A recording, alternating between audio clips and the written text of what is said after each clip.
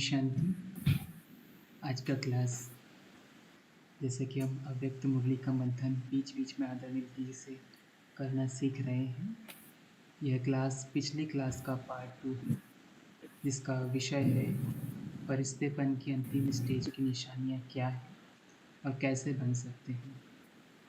हम सभी आपका बहुत बहुत वेलकम करते हैं दीदी, और आपसे रिक्वेस्ट करते हैं कि कृपया क्लास को कंटिन्यू करें। ओम शांति। ओम शांति। ओम शांति दीदी। ओम शांति ओम शांति दीदी। फरिश्ता बने नहीं बने, किसी सुना और गया बाहर। फरिश्ता के बारे में बहुत सारी बातें बाबा ने बताई है। उसमें से ये मुरली में से पॉइंट जो लिया था, तो लास्ट टाइम हमने बहुत कुछ समझा कि अभी दो शक्तियों की बहुत जरूरत है, परखने की और परिवर्तित करने की। दोनों चाहिए। तो बाबा ने क्या कहा कि दूसरों को इजीली हम परख सकते हैं, मीन्स के उसकी जो भी कमी कमजोरियां है वो निकाल कर सकते, और फिर एडवाइस भी करते हैं, इसको ये करना चाहिए, ये नहीं करना चाहिए, ये इसने क्यों किया। लेकिन हमारी खुद की नहीं, चेक करके चेंज नहीं करते। यहां ये भावार्थ है।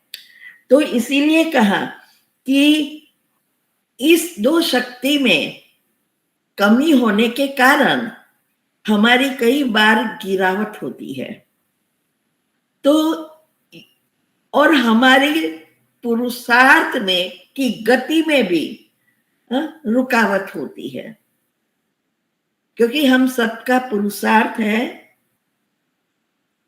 पहले जन्म में आना, श्री कृष्ण साथ उसके नजदीक में आना, ये हम सबका लक्ष्य है। तो लक्ष्य अनुसार लक्षण लाना पड़ेगा, और उसके लिए जरूरी है पहले स्वयं को परिवर्तन करना और करना कि मेरे में क्या क्या कमजोरी है। तो हमारी बाबा कहते कि दूसरों को परखने की, कमी कमजोरियां निकालने की स्पीड बहुत तीव्र है, लेकिन खुद को ये पाठ पक्का कराने में लास्ट हो जाते हैं। तो पहले आप हो जाते हैं, पहले मैं, इसमें पहले मैं होना चाहिए, फिर आप। पहले खुद को परिवर्तन करेंगे तो ऑटोमेटिक दूसरों को प्रेरणा मिलेगी और वो भी परिवर्तन होते जाएंगे।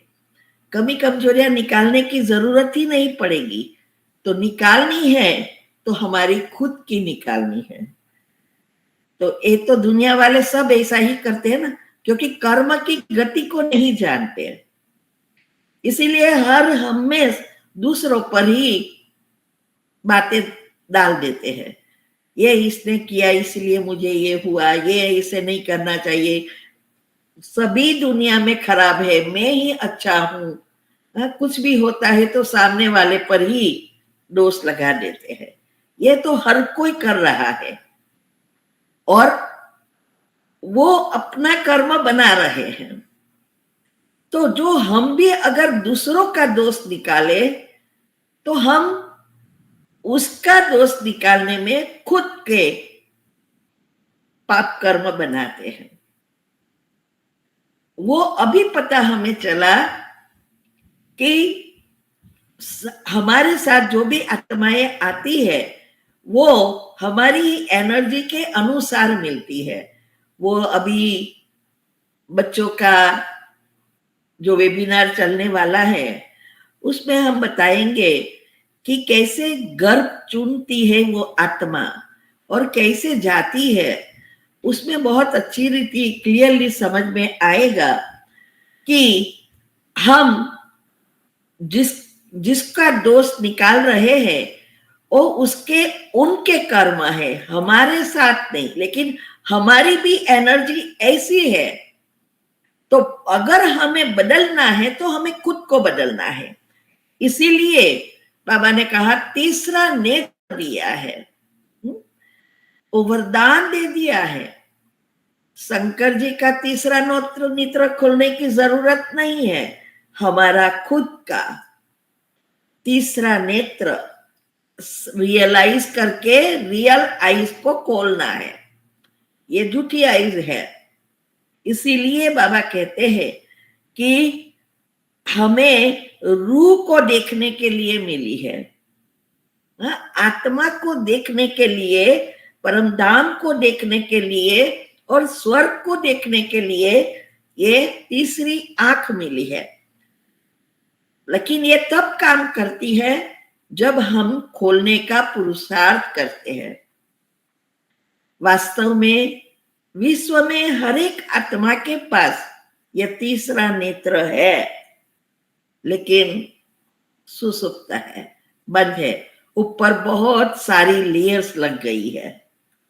तो इसीलिए बाबा ने कहा कि परिवर्तन की शक्ति स्वयं प्रति लगाओ और इस ड्रामा समय हमारे ऊपर आधारित है, हम रचयिता है, समय हमारी रचना है।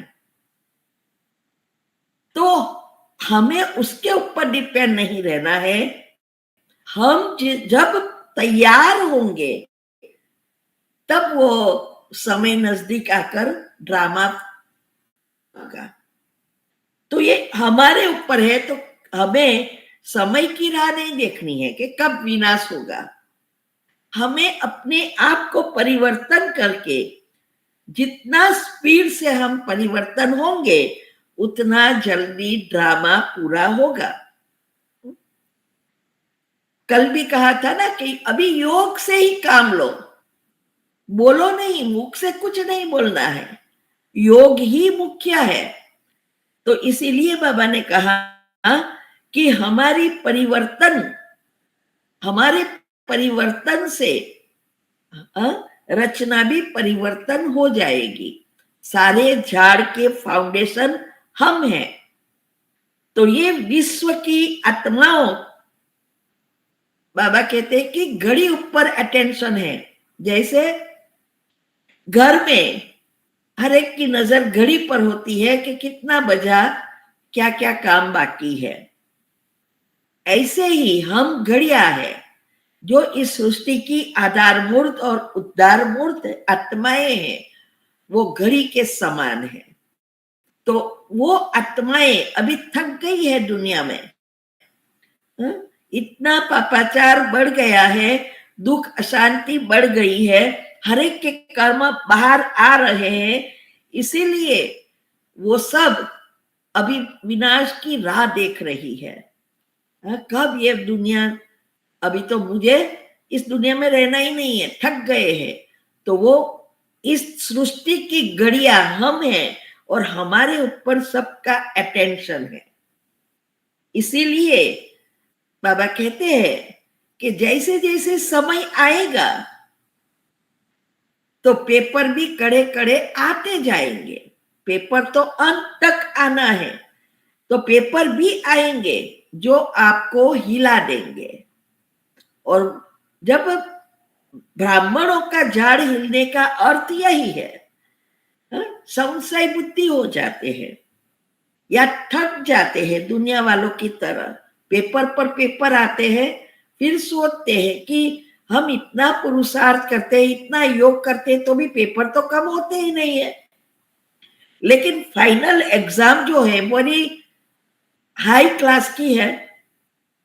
तो इसीलिए बाबा कहते हैं कि उससे भी घबराना नहीं है, पेपर तो आना ही है, पास होते जाएंगे तो आगे बढ़ेंगे, नहीं तो न पास होके वहां के वहां की रहते जाएंगे। और समय तक ब्राह्मणों का झाड़ इतना हिलेगा जो बहुत सालों से चलने वाले, सभी धारणाओं पर चलने वाले भी गिर जाएंगे। क्यों?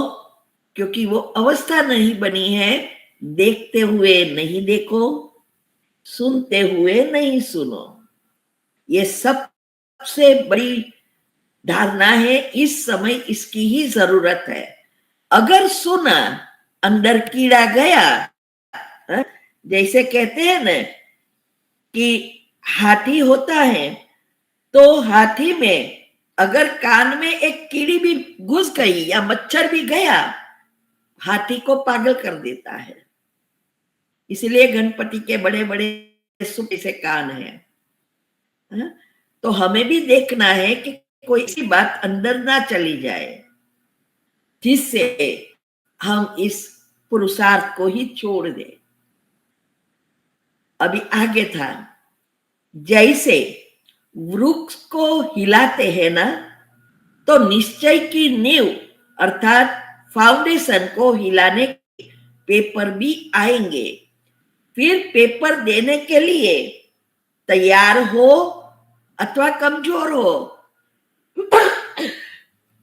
हाँ, बाबा कहते हैं कि ये झाड़ जितना जितना हिलेगा इतने पेपर आएंगे, आप तैयार हो या नहीं हो। होशियार स्टूडेंट पेपर का आह्वान करते हैं, कमजोर डरते हैं। जब हमारे जीवन में भी पेपर बहुत कड़े कड़े आए, समय पर प्रति समय कड़े पेपर साथ में 2-3 आए, और पहले पहले मैं ये सोचती थी बाबा कब तक ये आएगा। फिर तो मैं बाबा को चैलेंज करने लग गई, आप भेजते रहो, मैं पास होती जाऊंगी। योग आ गया। इसीलिए चैलेंज करना, आह्वान करते हैं पेपर का या डरते हैं। तो जो होशियार स्टूडेंट होते हैं ना, वो ऐसा ही सोचते हैं जल्दी जल्दी पेपर आए और जल्दी जल्दी हम पास हो जाए। लेकिन जो कमजोर होते हैं, तो जैसे जैसे समय नजदीक आएगा वैसे डरते जाएंगे। और हर एक बच्चे को दुनिया में भी एग्जाम के टाइम बहुत स्ट्रेस हो जाता है और सारा जो भी पढ़ा है वो ब्लैंक हो जाता है। इसीलिए बाबा कहते हैं कि चेक करो कि मैं कौन हूं, होशियार या कमजोर। निश्चय बुद्धि की निशानी यह है कि वह हर बात व हर दृश्य को निश्चित जानकर सदा निश्चिंत रहेंगे। क्यों, क्या, कैसे की कोई चिंता नहीं होगी। छोटी छोटी बातों में भी हमें तो चिंता लग जाती है ना। कोई घर में बार बार अपमान कर रहा है, कोई घर में बार बार हमें टॉर्चर कर रहा है, तो हमें ऐसा लगता है ना कि क्यों मेरा ही कर्म ऐसा है, क्यों ऐसा कर रहे हैं, मैं इतना बदल गई हूं तो भी वो करते हैं। लेकिन वहां भी पॉजिटिव सोचना है। वो ऐसे करते हैं तो हम बाबा की याद में ज्यादा रहेंगे, पेपर आएंगे तो योग ज्यादा लगाएंगे, नहीं तो फिर आलस्य अलबेलापन आ जाएगा। तो फरिश्तेपन की लास्ट स्टेज की निशानी है सदा शुभचिंतक और सदा निश्चिंत। सदा शुभचिंतक कब बनेंगे? जब आपकी पॉजिटिविटी नेचुरल होगी, तब हम सदा चिंतक। कुछ भी हो जाए, दुश्मन भी सामने आए तो भी हमें घृणा नहीं होगी। दुश्मन के साथ अच्छा व्यवहार करना ही पुरुषार्थ है। अच्छे के तो सब अच्छा करेंगे ना। तो इसीलिए बाबा कहते हैं कि जितना आप शुभ चिंतक होंगे, मतलब पॉजिटिव होंगे, उतना हम निश्चिंत होंगे। कुछ भी हो रहा है कोई प्रॉब्लम नहीं, क्योंकि हम जानते हैं, ड्रामा का ज्ञान पता है, सृष्टि चक्र का पता है कि अभी क्या होने वाला है। तो इसीलिए जितना पॉजिटिव बनेंगे उतना शुभचिंतक। अभी पॉजिटिव बनना अर्थात हमारे चक्रों के लेयर्स नेगेटिव से खत्म, पॉजिटिव से भरपूर। आसपास का लेयर बढ़ता जाएगा, सूक्ष्म शरीर क्लीन एंड क्लियर होगा और कारण शरीर भी साफ होके हमारा ओरा, माइट और लाइट दोनों बढ़ेगी। इसीलिए बाबा कहते हैं कि रियलाइजेशन के कोर्स में स्वयं को रियलाइज करो और अब अंतिम थोड़े से पुरुषार्थ के समय में स्वयं में सर्व शक्तियों को प्रत्यक्ष करो। बाबा कहते हैं कि अभी जो कोर्स चल रहा है, जब दुनिया में भी पेपर आने वाले हैं तब क्या होता है, रिवीजन करते हैं, जो पढ़ा हुआ है उसको ही रिपीट करते हैं। तो बाबा कहते हैं कि अभी हमारी भी तीसरी आईज रियलाइज करने की, हर चीज ज्ञान के एक एक पॉइंट को अर्थ सही समझना है, और वो बाबा कहते हैं कि करके रियलाइज करो, प्रैक्टिकल में उसको अनुभव करो। बाबा कहते कि अभी थोड़ा ही समय है, ये अंतिम समय में थोड़े से समय में ऐसा पुरुषार्थ कर दो जो सर्व शक्तियों से संपन्न भरपूर हो जाएंगे और प्रत्यक्ष करेंगे। प्रत्यक्षता वर्ष मना रहे हो ना, कब की मुरली है, तो अभी तो प्रत्यक्षता रियल में होने वाली है। तो बाप को प्रत्यक्ष करने से पहले स्वयं में जो स्वयं की महिमा सुनाई, इन सब बातों की प्रत्यक्षता करो, तब बाप को प्रत्यक्ष कर सकेंगे। यह वर्ष विशेष ज्वाला स्वरूप अर्थात लाइट हाउस, माइट हाउस स्थिति को समझते हुए इसी पुरुषार्थ में रहो। बाबा कहते हैं कि हमारी जो महिमा है, सर्वगुण संपन्न, 16 कला संपूर्ण, संपूर्ण निर्विकारी, बाबा कहते कि इस महिमा के पहले लायक बनकर प्रत्यक्ष हो, तब बाबा की प्रत्यक्षता होगी, क्योंकि हम सैंपल है। तो इसीलिए कहते हैं इसके लिए ये वर्ष ज्वाला स्वरूप योग अग्नि उत्पन्न हो, क्योंकि देखो योग ऐसे ही करने से कड़े कर्म पिछले हिसाब किताब चुकतू नहीं है। सूर्य के किरणें कितनी अग्नि की तरह गर्मी दे रहा है, लेकिन वो कुछ जलता नहीं है। लेकिन अगर आप उसको, उसकी एनर्जी को एकत्रित करो और कांच के थ्रू लगाओ, तो ऑटोमेटिक पेपर जल के खाक हो जाएगा। क्यों? ये जो एनर्जी है एकत्रित किया। ऐसे ही शिव बाबा की चीज है, सर हर जगह पे है और हम भी योग द्वारा खींच रहे हैं। लेकिन जब तक ये अग्नि का रूप धारण ना करे, तब तक हमारे हिसाब किताब बना कर्म जलते नहीं। इसीलिए बाबा कहते हैं जितना कर्म जलेंगे, हिसाब किताब चुकत होंगे, उतना हम लाइट हाउस और माइट हाउस स्थिति को प्राप्त कर सकेंगे। इसीलिए बाबा कहते कि अटेंशन रखकर ऐसा ही पुरुषार्थ करो। लास्ट है विशेष याद की यात्रा को पावरफुल ज्ञान स्वरूप के अनुभवी बनो। बाबा कहते हैं कि याद की यात्रा, निरंतर योगी बनना है। हर श्वास में योग, माना बाबा की याद या मन पॉजिटिव। तो बाबा कहते हैं कि ज्ञान को स्वरूप में लाओ।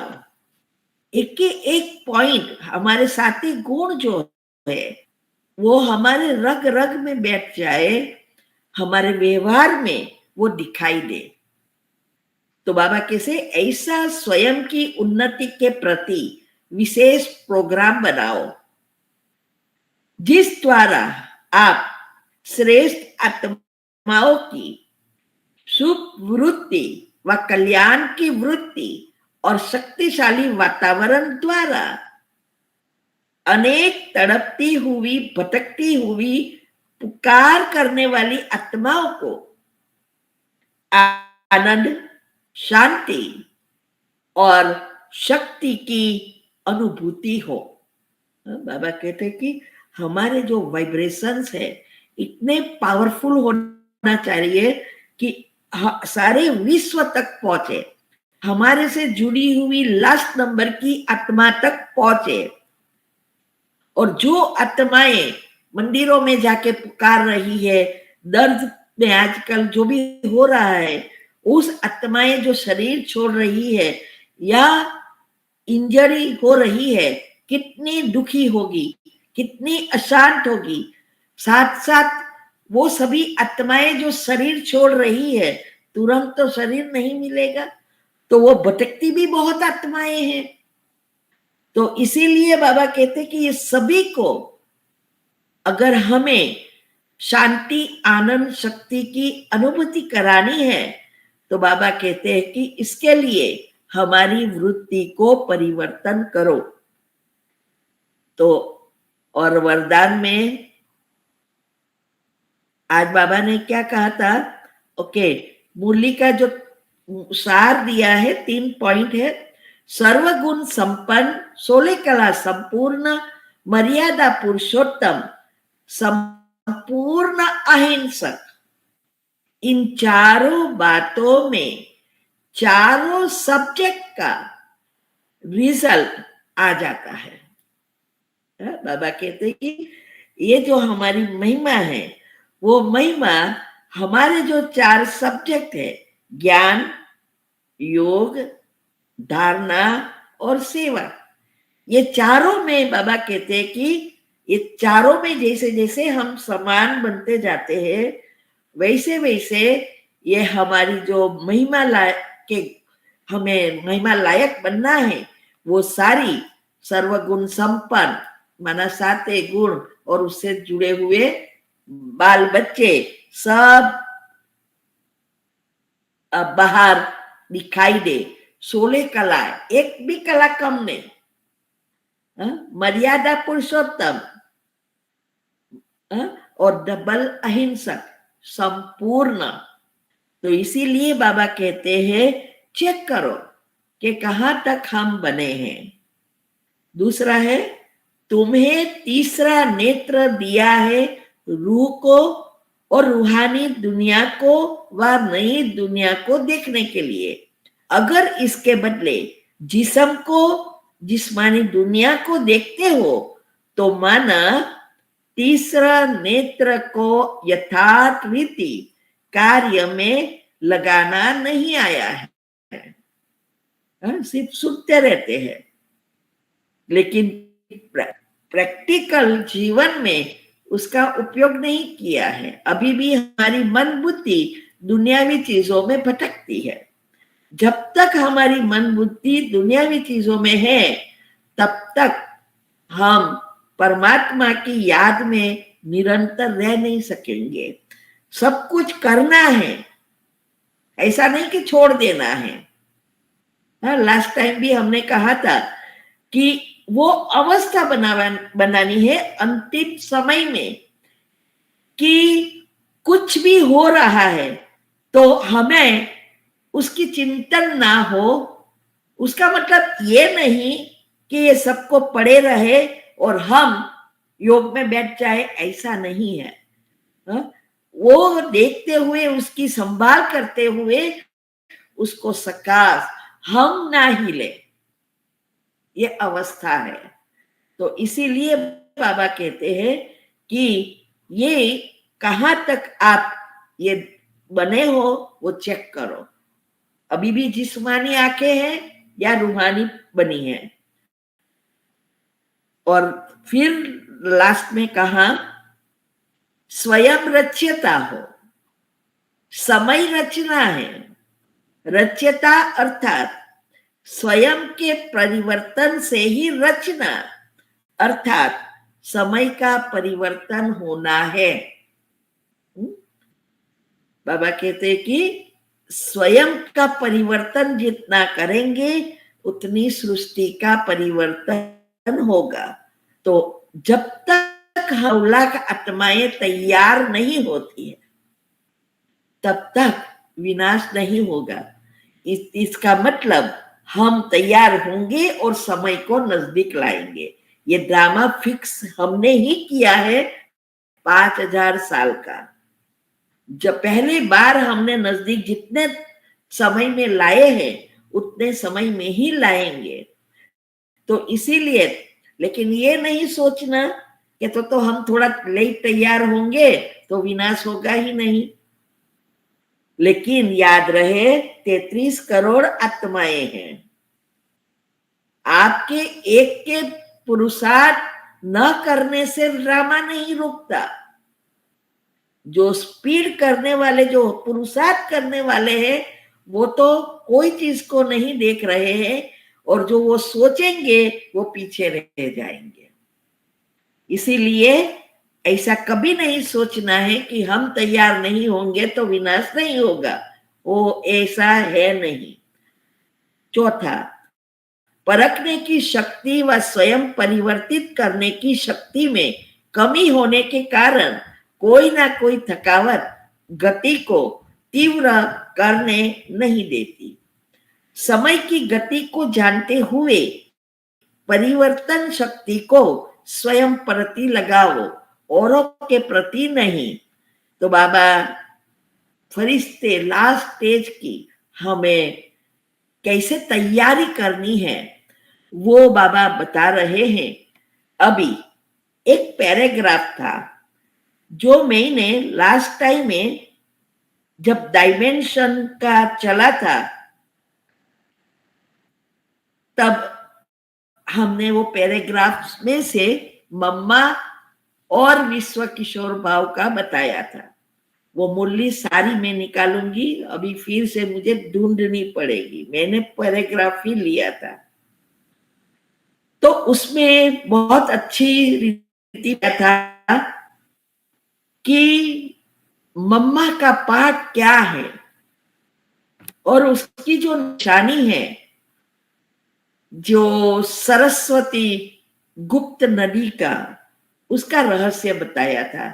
उसमें से मैंने एक पैराग्राफ से एक पॉइंट आपको समझाया था। तो उसमें आया है कि अपने विश्व सेवा के वंडरफुल पाठ को देखते हुए हर्षित हो रही थी कि भिन्न शरीर से विश्व सेवा का अवलोकित राजपूत पाठ कौन सा है। बाप दादा सुना रहे थे, विश्व की प्रति पतित पावनी सरस्वती नदी का गायन ही है गुप्त सेवाधारी। कई जगह पे नदियों का मिलन होता है तो कहते हैं कि सरस्वती गुप्त नदी है।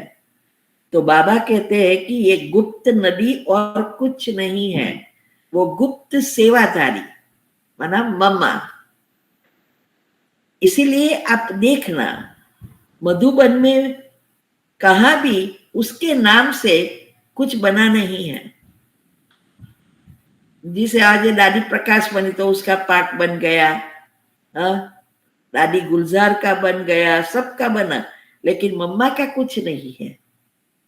तो बाबा कहते हैं कि उसका पाठ ही है गुप्त सेवाधारी, क्योंकि वो ज्ञान की देवी थी और इसकी यादगार रूप में हम दुनिया वाले भी वो सरस्वती की स्टूडेंट जो होते हैं तो उसकी फोटो रखते हैं उसको, और प्रख्यात में सितारधारी यादगार रूप में भी है।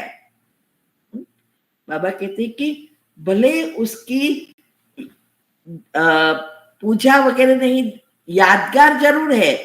कौन सी? तो के गुप्त है, क्योंकि अभी इस यज्ञ में वो गुप्त नदी बनी है। नदी का अर्थ क्या है? नदी क्या होती है? सागर से निकलती है लेकिन बहुत जगह पे जाती है, कितने शहरों में घूमती है और बहती ही रहती है। तो हम सब जो भगवान के कार्य में मददगार बनते हैं और संदेश पहुंचाते हैं, वो सारी नदियां है, उसकी ही यादगार है। कोई गंगा के साथ जुड़ी है तो गंगा नदी है, गंगा के समान, कोई जमुना की समान, कितनी पवित्रता के साथ कर रहे हैं उस अनुसार उसकी पूजा होती है। इसीलिए बाबा कहते हैं कि इसकी भी उस यादगार है, लेकिन उसमें भी बताया है जैसे यहाँ गुप्त है वैसे दुनिया में भी वो नदी का गुप्त बताया है कि वो नदी गुप्त है। तो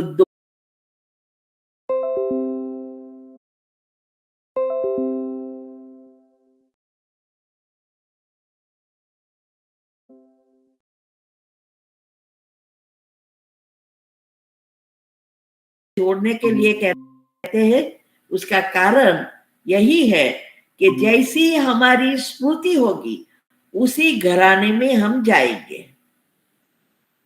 जितनी जित होगी उस अनुसार, क्योंकि फ्रीक्वेंसी यहां काम करती है।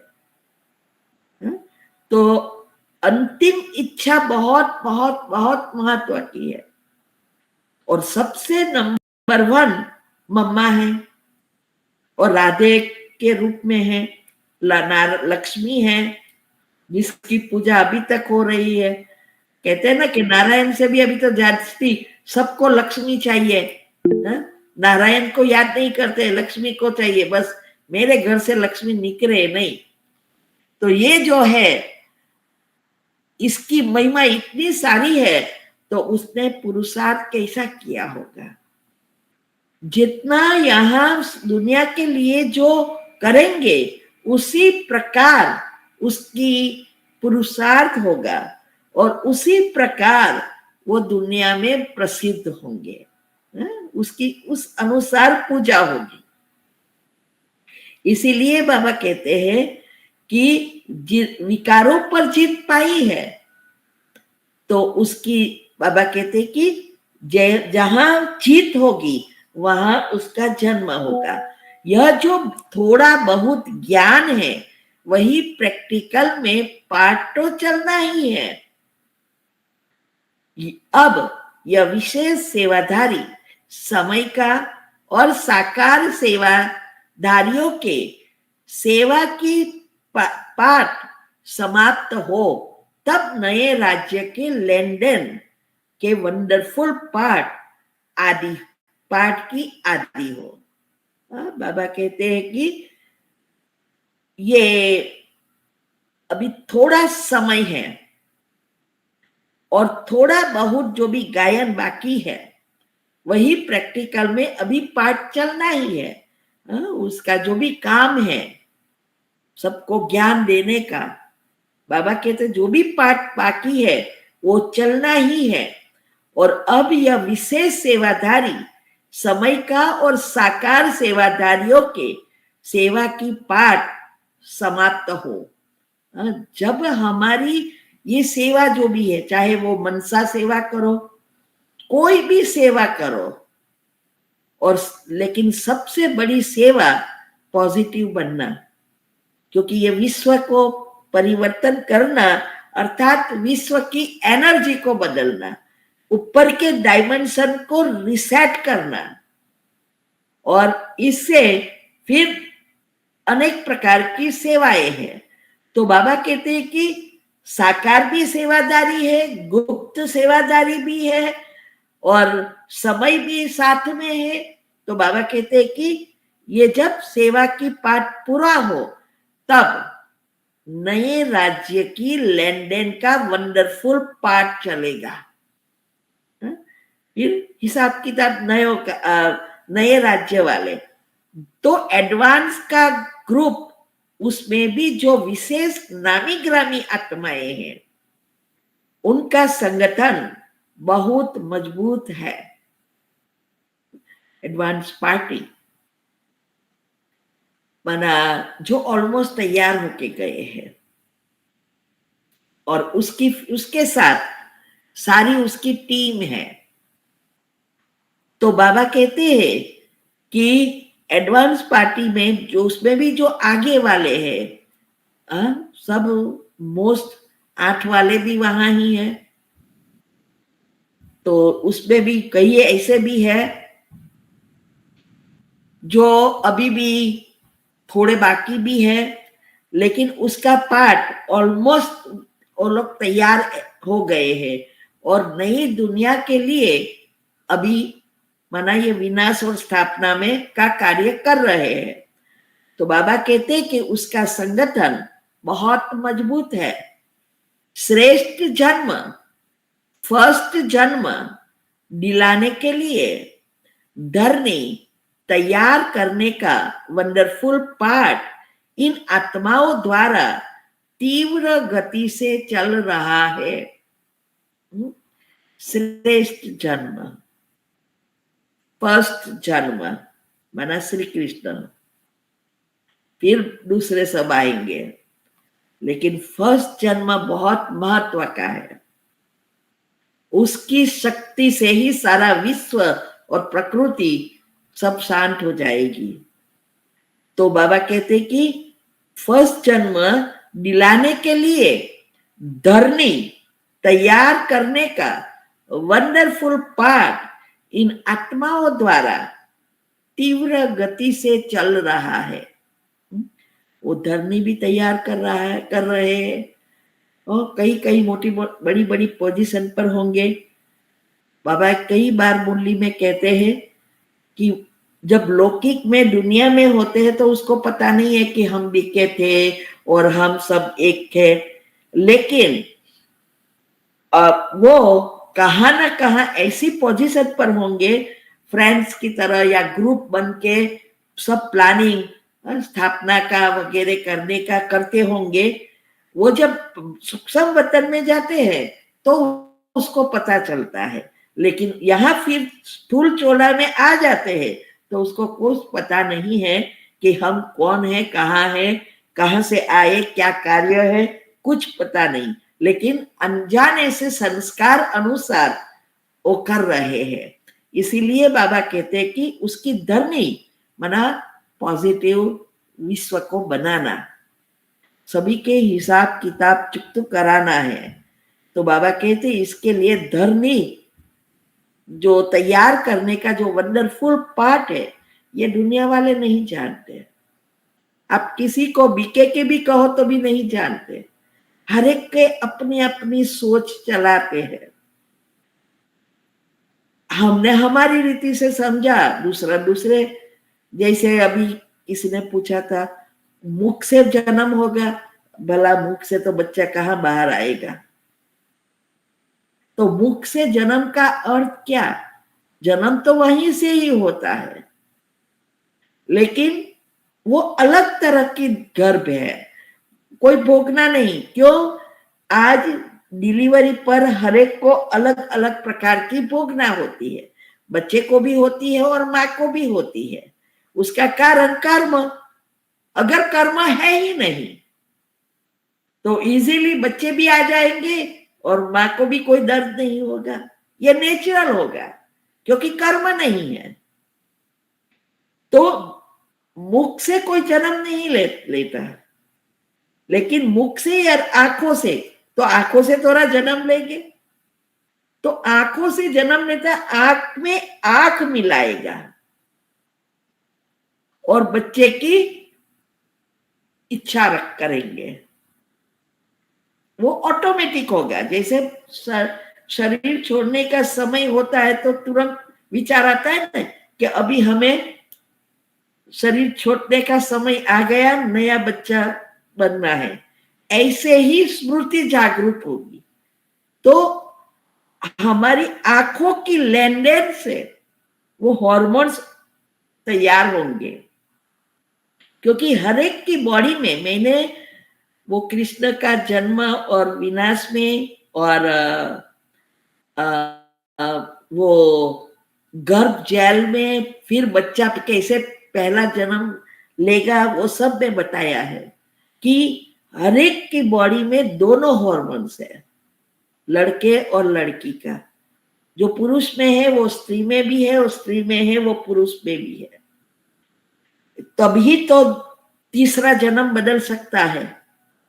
लेकिन जिस तरह की उसकी स्मृतियां है उस अनुसार उसको जन्म मिलता है और उस अनुसार उसके हॉर्मोन्स बनते हैं। लेकिन वहां हमारी विचार से, आंखों की लेन देन से बच्चे की गर्भ धारण हो जाएगा और बच्चा जैसे बड़ा तो होना ही है। ऐसा तो नहीं है कि एक दिन में हो जाएगा। जो प्रोसीजर है वो तो होनी ही है। 9 महीना तो 9 महीना होना ही है, तब तो ये चल दिया ही है। तो वो भी हम बताएंगे कि गर्भ में बच्चा जो होता है, अभी नेक्स्ट सेशन वही तैयारी कर रही हूँ उसमें, कि भाई पहले कितना छोटा सा एक चने चावल के दाने से भी छोटा तैयार होता है, आप सोचो। तो वहां स्वर्ग में भी ऐसा ही होगा। इसीलिए बाबा कहते हैं कि ये सब तैयारी कर, क्योंकि ये दुनिया से अलग चीज, सतयुग से त्रेता में और त्रेता से द्वापर में जाके जो बच्चे की प्रोसीजर चेंज होना, विकारों में जाना, विकार अवगुण एक्टिव होना, ये नेचुरल होता जाता है ना। ऐसे ही वहां भी नेचुरल होगा, लेकिन ये जो परिवर्तन करना है वो हम आत्माएं जितना जितना तैयार होंगे और परमात्मा की जो श्रीमत है उससे अनुसार हम हमारे संस्कार को परिवर्तन करेंगे, तब ये सब होगा। तब तक सिस्टम सेट नहीं होंगी। इसीलिए बाबा कहते हैं कि ये वंडरफुल पार्ट बहुत तीव्र गति से चल रहा है, क्योंकि वो लोग भी सकाश दे रहे हैं, ब्रह्मा बाबा भी सकाश दे रहे हैं, वो सब भी आत्माओं का आह्वान कर रहे हैं। हाँ? और हम सबको भी निमित्त बनाकर करा रहा है। तो इसीलिए बाबा कहते हैं जैसे विनाशकारी बटन दबाने के लिए रुके हुए हैं, वैसे दिव्य जन्म द्वारा स्थापना कराने के निमित्त बनी हुई एडवांस सेवा की पार्टी टचिंग करने के लिए, मैसेज देने के लिए, प्रत्यक्षता करने के लिए रुकी हुई है। बाबा कहते हैं कि जैसे विनाश करने के लिए बटन दबाना है वही बाकी है। तो ये जैसे प्रोग्राम शुरू होना है तो स्टेज चालू करना है तो एक पर्दा खोलने की ही जरूरत है, या किसी को फांसी देते हैं तो एक स्विच ऑन करते हैं, फांसी लग जाते हैं ना। ऐसे ही बाबा कहते हैं कि ये एडवांस पार्टी भी ऐसी ही तैयार है। जैसे वो बटन दबा उसका भी बटन दब के शुरू हो जाएगा नया कार्य। इसीलिए बाबा कहते हैं कि ये सारी चीजें रुकी हुई है अंतिम वो 9 लाख आत्माओं की तैयारी के लिए। जैसे ही 9 लाख आत्मा हो गई बटन दब गया, और बटन दब गया तो वो कार्य जो एडवांस पार्टी का है वो भी शुरू हो जाएगा, सब एक साथ हो गए। इसीलिए बाबा कहते हैं कि ये जो टचिंग कराना है, मैसेज देना है, प्रत्यक्षता करना है, वो सारा कार्य रुका हुआ है। इसीलिए बाबा कहते हैं वह तो संबंध के स्नेह से प्रत्यक्ष करेंगे।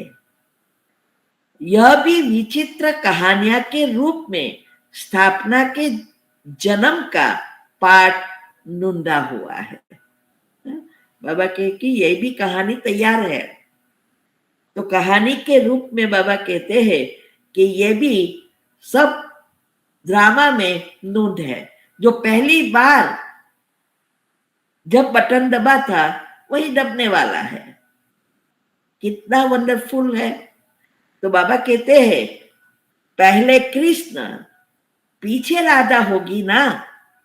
गए तब का पहले राधा फिर कृष्ण गए, मीन्स के मम्मा और ब्रह्मा।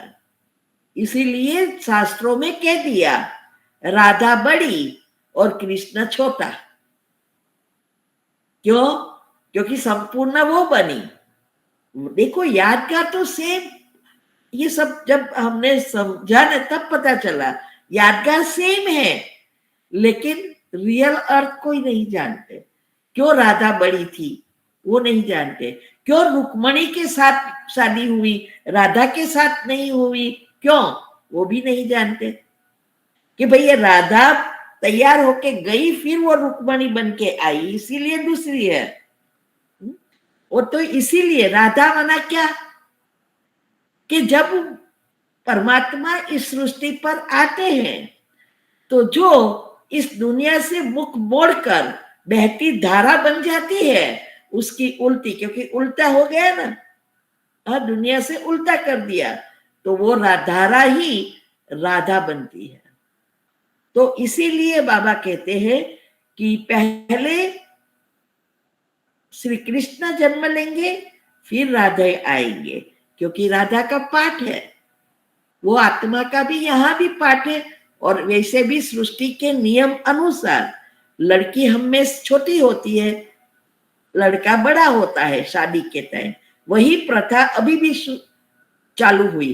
तो जन्म समय भी वहां भी ऐसा ही होगा कि बच्चा 5 साल के बाद करीब बच्ची होती है।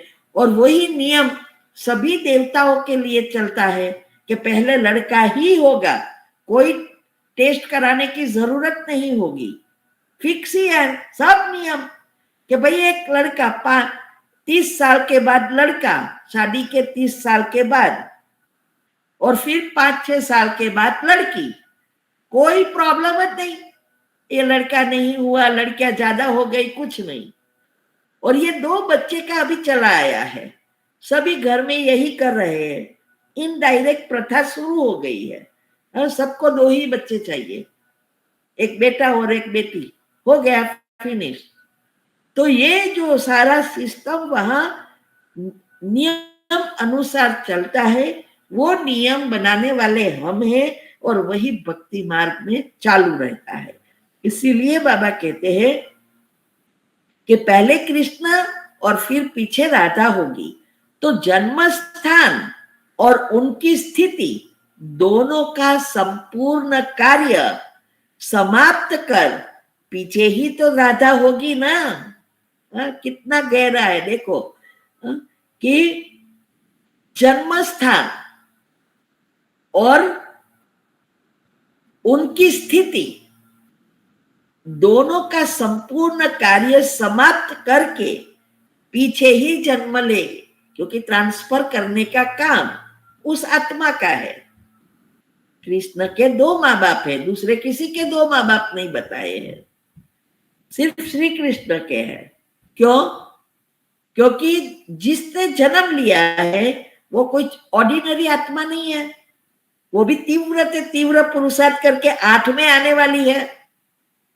तो वो तो ऊपर चली जाएगी, उसको बड़ा करने में नहीं रखेगी और जाके फिर वापिस आएगी। तो और उसको जो पालना करेगा वो आत्माएं होगी जो इस सृष्टि पर नहीं आई है, जो विकारी नहीं है लेकिन पाठ बजाकर चली जाने वाली है। वो कंटिन्यू नहीं रहेगी, क्योंकि देवात्मा तो तैयार ही नहीं होगी उस समय। वो कहाँ बड़े होंगे, बाद में सब आएंगे ना। तो जो आत्माएं लास्ट नंबर की है आने वाली, वो आत्माओं का भी ये स्पेशल सबका पार्ट है। तो इसीलिए उसका दो, इसीलिए बाबा कहते हैं कि उसका जन्म स्थान और स्थिति दोनों को संपूर्ण कार्य करके समाप्त करके पीछे ही जन्म होगा। इसीलिए कहा वह बड़ा और वह छोटी हो जाएगी। फिर तन हो जाएगा, श्री कृष्ण बड़ा और राधा छोटी। तो जैसे यहां भी सेवा का भिन्न रूप में जन्म स्थान और स्थिति तैयार करने का भी वंडरफुल पार्ट है, जैसे यहां भी कारोबार के निमित्त जगत अम्बा के क्षेत्र में पहले जगत अम्बा धरनी बनाने गई, फिर बाप गए। यहां बाबा कहते कि यहां भी शरीर छोड़ा तो पहले कौन गया? मम्मा। और फिर बाबा कहते कि वो धरनी को तैयार करने के लिए गई, और बाद में ब्रह्मा बाबा गए। इसीलिए बाबा कहते कि यहां भी इसी तरह से गए हैं। तो यह ऐसे जगत अम्बा और ये मुरब्बी बच्चा विश्व किशोर साथी सामना करने वाले थे। जगत अम्बा और विश्व किशोर भाई साथी सामना करने वाले थे, मैदान पर आगे सेवा में आने वाले रहे। वैसे ही अभी भी भिन्न रूप में कार्य के संस्कार वही है। जैसे ये दोनों आत्माएं बाबा कहते हैं कि साथ साथ है यज्ञ की शुरुआत से, क्योंकि वो तो भतीजा है ब्रह्मा बाबा का, और जिस दिन ब्रह्मा बाबा ने सब कुछ स्वाहा किया उसी तरह विश्व किशोर भाव ने भी सब कुछ समर्पण कर दिया, कुछ नहीं रखा और बाबा के साथ जुड़ गया। और फिर मम्मा आई और मम्मा भी यज्ञ की बड़ी बन गई। ये दोनों का कार्य यहाँ दोनों साथ मिलकर सब कुछ तैयार करते थे। तो बाबा कहते हैं कि अभी भी वो भी पहले मम्मा तैयार हुई, फिर जब विश्व किशोर भाई तैयार हो गए होंगे फिर शरीर छोड़ा और फिर वो वहां गए। वहां भी माना अभी एडवांस पार्टी में भी उसका कार्य इस लौकिक में भी साथ में ही है। जो जहां होंगे वहां दोनों साथ होंगे और ये कार्य आगे का जो है बाबा का वो पूर्ण करेंगे। इसीलिए बाबा कहते हैं कि मैदान पर आगे सेवा में आने वाले रहे, वैसे भी अभी भी भिन्न रूप में कार्य के संस्कार वही है। भले वो दूसरा जन्म ले लिया लेकिन संस्कार जो बने हैं सेवा के, जो लोग ने किया वो संस्कार स्वरूप में आ गया। तो जहां भी ये सेवा के संस्कार नए सर से भी वही होंगे। इसीलिए दोनों साथ होकर ये कार्य को संपूर्ण कर सकेंगे। इसीलिए बाबा कहते हैं कि दोनों स्थापना के जन्म की कहानी में हीरो पाटदारी है, मम्मा और विश्व किशोर भाव। बाबा कहते हैं कि स्थापना में जन्म की कहानी में दोनों मुख्य हीरो पाटदारी है। गर्भ महल तैयार करा रहे हैं, कर नहीं रहे। कर रहे माना दोनों बच्चा पैदा करेंगे, करा रहे माना दूसरी की तरफ दूसरी व्यक्ति आत्मा द्वारा करा रहे हैं। तो ये क्लियर यहां है, बाबा ने बताया कि गर्भ महल तैयार करा रहे हैं। यहां भी तो कारोबार में निमित्त दोनों मूर्तियां रही, तो यह महल तैयार करने वाले भी ऐसे पावरफुल चाहिए। ये गर्भ महल भी तैयार कराना है, उसकी सारी व्यवस्था करनी है, सृष्टि पर नए महल बनाने हैं, उसकी सारी जो भी व्यवस्था करनी है, बाबा कहते कि इसमें भी पावरफुल आत्माएं चाहिए। यहाँ स्थापना की तैयारी की और फिर वहां आप सबके लिए विशेष अस्त्र रत्न उनके लिए तैयारी कर रहे हैं। बाबा कहते कि यहाँ जब ये यज्ञ की शुरुआत हुई तो इस यज्ञ की शुरुआत में दोनों मिलके स्थापना करके आगे बढ़ाया। ऐसे ही बाबा कहते हैं कि अभी धरनी तैयार कर रहे हैं एडवांस पार्टी में, क्योंकि मम्मा तो हेड है। तो बाबा कहते कि यहाँ भी वो आपके लिए माना स्वर्ग की तैयारी के लिए धरनी तैयार करते हैं, विशेष 8 रत्न के लिए। बाबा कहते कि 8 रत्न के लिए जो स्थान है वो तैयार कर रहे हैं। तो बाबा कहते हैं कि यहाँ स्थापना की तैयारी की, फिर वहां सबके लिए विशेष अस्त्र रत्न के लिए उनके लिए तैयारी कर रहे हैं, महल तैयार कर रहे हैं। जब तैयारी हो तब तो आत्माएं वहां जाएगी ना। आत्माएं जानी है तो तैयारी भी तो चाहिए, बाबा कहते हैं। तो अभी ये बहुत गुह्य राज है, हम नेक्स्ट टाइम समझेंगे। समय तो हो गया है इसीलिए पूर्ण करने वाली हूं, लेकिन ये हम नेक्स्ट टाइम समझेंगे कि कैसे बाबा कहते हैं ना कि वो आत्माएं कैसे धरनी तैयार कर रही है, पावरफुल आत्माएं कैसे वहां बनाने के लिए चाहिए। तो बाबा कहते हैं कि पावरफुल आत्माएं चाहिए जो यह पावरफुल कार्य कर सके, ऐसी वैसी नहीं कर सकती। जिस आत्मा में शक्ति नहीं है, जिस आत्मा के संस्कार ही नहीं है, वो आत्माएं नहीं करती। रोज कितने शरीर छोड़ते हैं, लेकिन वो सब ये कार्य नहीं कर सकते। उसमें इस कार्य करने के लिए पावरफुल आत्मा चाहिए, और वो बाबा कहते हैं एडवांस पार्टी जिसके हेड ये 2 आत्माएं हैं। वह भी डेट पूछ रहे हैं, किस डेट तक महल तैयार चाहिए, डेट बताओ। वह तो पहले कहते हैं साकार सेवा का पाठ समाप्त होगा तब हमारा कार्य भी आदि होगा। जब तक साकार पूरा नहीं होवे तब तक आदि शुरुआत सत्युग की हो नहीं सकती। इनकी अंत हमारी आदि, पहले अंत होगी तब आदि होगी। बाबा कहते हैं कि पहले अंत होना चाहिए ना। देखो, स्थापना संस्कारों की पहले होती है और बाद में विनाश, लेकिन स्थूल में पहले विनाश, फिर ये संस्कार वाली आत्माएं आएगी और स्वर्ग बनेगा।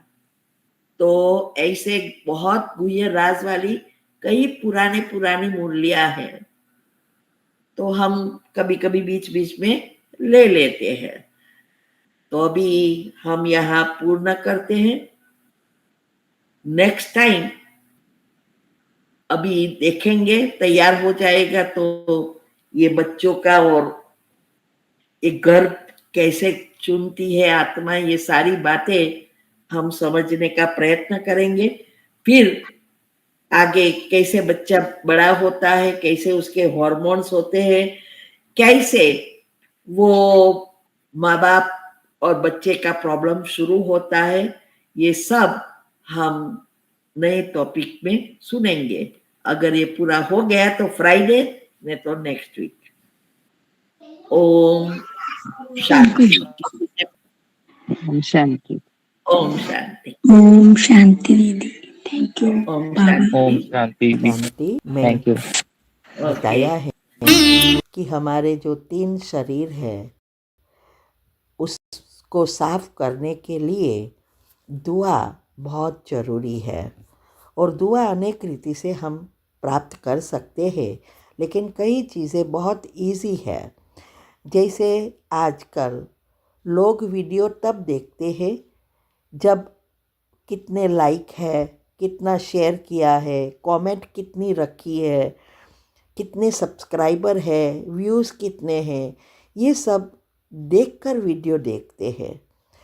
तो यहाँ भी हमें अगर दुआ कमाना है तो हर एक वीडियो में लाइक, शेयर, कमेंट और सब्सक्राइब करना है।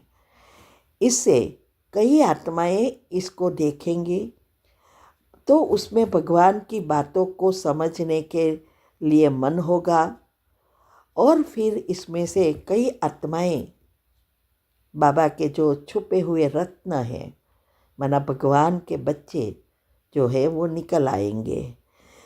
और कईयों को, बाहर वालों को भी अगर इससे फ़ायदा होगा तो ये सबसे दुआ मिलेगी जिसने ये 4 चीज़ें की है।